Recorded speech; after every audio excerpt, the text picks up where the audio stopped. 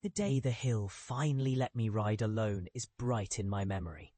The summer heat winding like a ribbon around the town, the air tasting of lemons and old tar. The bicycle was a patient thing, dented and chipped by grateful hands, my cousin's old gift, repainted in a hopeful green that never quite hid the scratches or the memory of its long wait in the shed. It had a stubborn little sound when the chain found its teeth, a clink that punctuated faith with a wink. I was 12, fast on the edge between wanting to belong and not quite knowing how. My father stood at the bottom of the hill, a steady figure in a pale shirt, his shoes dusty from the day's errands, his eyes a quiet harbour of trust. My mother watched from the whitewash kitchen window, where the scent of bread baking and washing soap drifted out to meet the heat.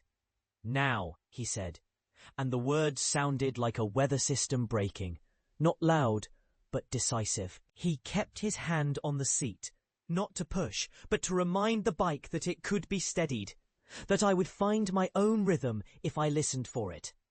The hill wore green like a shawl, and the village ruer carted its dust across the sunlit street. I could feel the world narrowing to the space between my hands, to the bite of the pedals, to the breath I tried to smooth into a steady rhythm. I set my feet on the pedals and pushed, the wheels catching with a small, stubborn sigh. The first meters were all caution and clumsy bravery. A wobble here, a scrape of skin there, a murmur of laughter from the neighbours, who had come to watch and tell stories later about the day the boy rode without a string to hold him up. My arms trembled at first, like sap breaking from a tree, but I found a line across the road, where the shadows of the lilac bushes sketched a simple path, and I followed it without quite knowing why.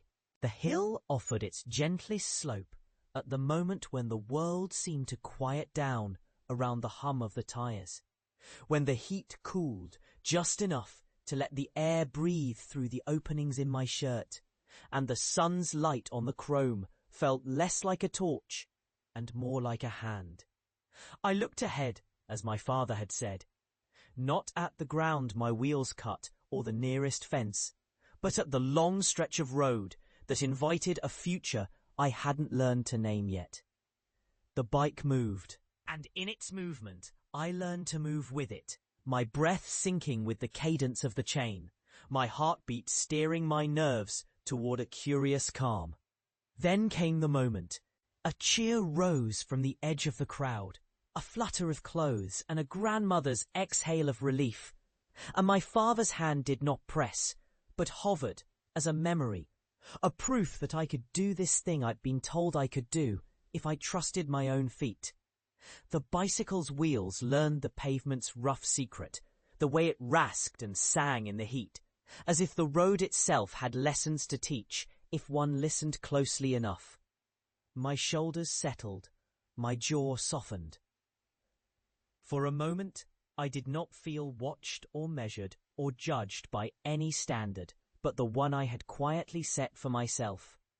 I did not ride far that first time, not far at all, but far enough to feel the truth of a new self waking inside me, a self who could stand on the edge of fear and let it blur into focus, who could lean forward and discover that the road would not swallow me whole if I kept my eyes on the line ahead and my breath in a steady drumbeat. When I finally slowed, I did not brake so much as let the bike tell me its own quiet story. It remembered me, and I remembered it, and together we found a harmony that felt almost as if it had always been waiting to be found. That day did not end with a grand declaration or a trophy. It ended with the taste of cooled lemonade on the tongue, and the sun moving toward the lane of evening shadows, with the sound of cicadas rising, then dropping, as though the world itself were listening for something not yet spoken. My father offered his hand again, not to lift me, but to remind me that this riding was not a single act, but a simple habit. a way of returning home to a braver version of myself, each time I opened the throttle of fear and let the air lift me a little higher. My mother brought out a towel and dabbed at my brow, and in the kitchen the bread rose in the oven, as if it too had decided to become something lighter, something that could be carried with me into the evening. That memory, the hill, the first ride, the sense of belonging to a moment that was bigger than a single heartbeat, shaped the kind of life I would live. It is not that I became fearless in some dramatic sense. I did not suddenly become a hero who never hesitated again. Rather, I learned the language of small, patient forward steps. I learned that even a modest victory can widen a person's sense of possibility. If I ever doubted, I remembered the precise, stubborn feel of the bicycle under my palms. The way the road seemed to lean toward promise rather than threat. The soft, almost apologetic nod of the world to my effort when I found my balance.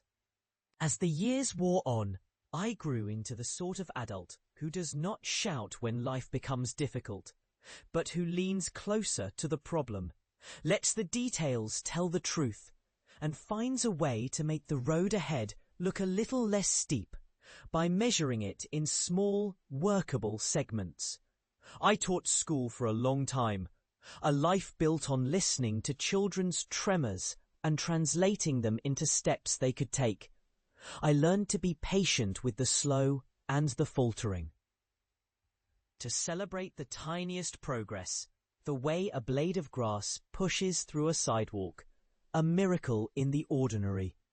I became, perhaps, someone who saves the long view for those who fear the long view, who gather the evidence of a life by the simple, daily acts that keep us moving forward.